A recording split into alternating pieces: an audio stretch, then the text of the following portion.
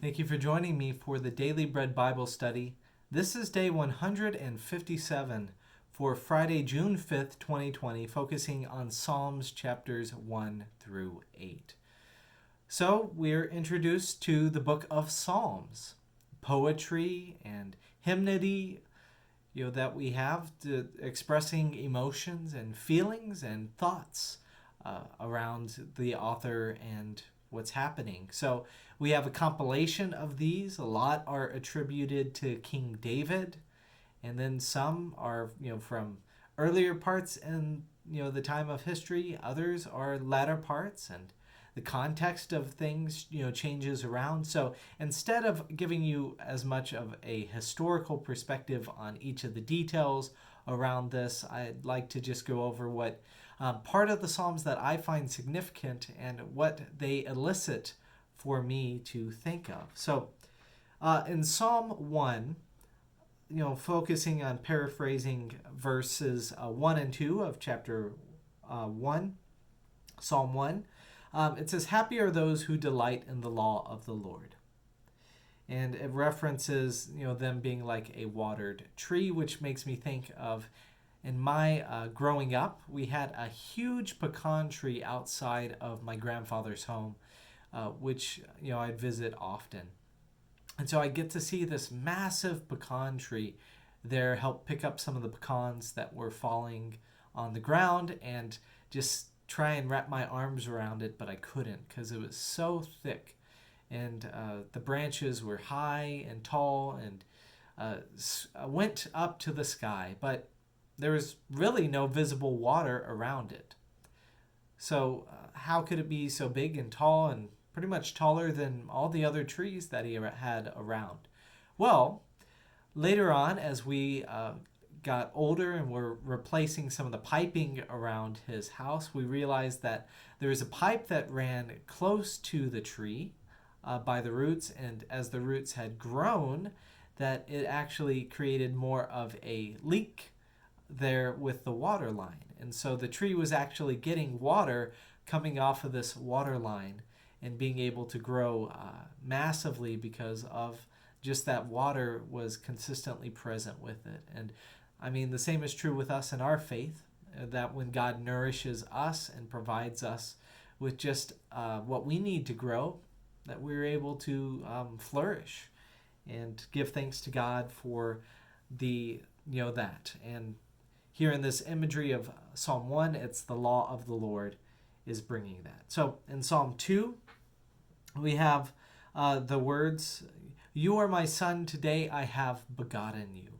And so that's in Psalm 2, verses 7. This reminds me of the alternate words for Jesus' baptism. Usually it's, "Today you are my son, today you are my son with whom I am well pleased."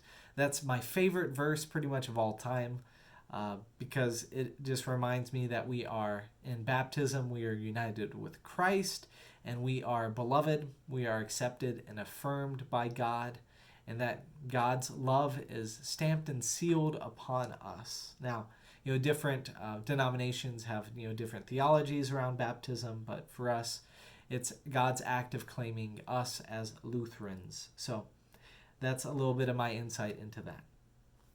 For Psalm 3, I chose verse 6.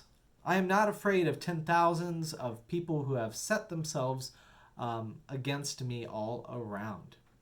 So here it says that King David is escaping from his son Absalom, who is seeking to take over the government and get rid of King David. So David escapes Jerusalem. And this, is important because God is giving him strength.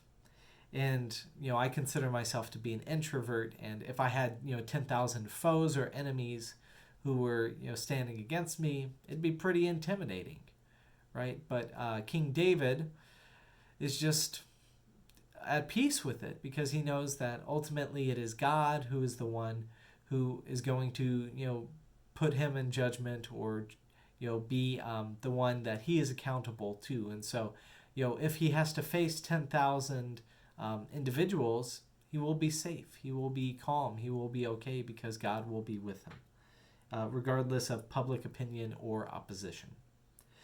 In Psalm 4, David is again the writer, and it's attributed to David, and says in verse 3, "The Lord hears when I call to him." This reminds me of the ways that I was taught to pray before I would go to sleep. My parents would come and they would say, prayers with me. And so I'd continue to have those prayers on my heart and do that as a ritual there nightly. And so, that reminds me that, prayer is good because God is listening. And especially, we as individuals who pray to this God, right? We have no, God saying, "Oh yeah, that was a great prayer tonight," right? It's more of the internal feeling that we have of, feeling at peace that God is listening. And I will say that because I've felt that God has, been listening, God has blessed my life, my peace has come sweetly. It's been nice to be able to sleep in peace of mind and rest. And so I, can definitely say that when the Lord hears, it does bring good rest, and thankful that God hears. In Psalm 5, it's David again, and he says, on the opposite side of things, "Let them fall by their own counsels." And that's in verse 10. Now, David feels challenged by his enemies. That's kind of a theme for a lot of the Psalms of David. He thought that they were spreading lies about him. And David had the impulse that we all impulse, which is, I want those who hate me to stop. And, even I think it's a little further than that. It's kind of a permission, saying that I will be all right, God, if they suffered, right? If all these wicked things would come about back upon their head. It's not, direct vengeance saying, I am going to be the hand of, to make them suffer, right? But it is one which allows for, suffering and pain to come to our enemies. And so for me as a peacemaker, I'd rather see people stop and change their hearts and not want to bring, evil upon others. That's very idealistic, I acknowledge, but my hope is that when we have our needs taken care of, that we will, not wish suffering upon others, but to wish that peace and harmony can exist. So, but I will acknowledge this, that, suffering is very natural. Suffering makes me focused on myself, and it also makes me want others to care about my own suffering. I get blinded into it. But then also, at the same time, violence does not remove my own suffering. So all of these things we hold in tension in the midst of our lives.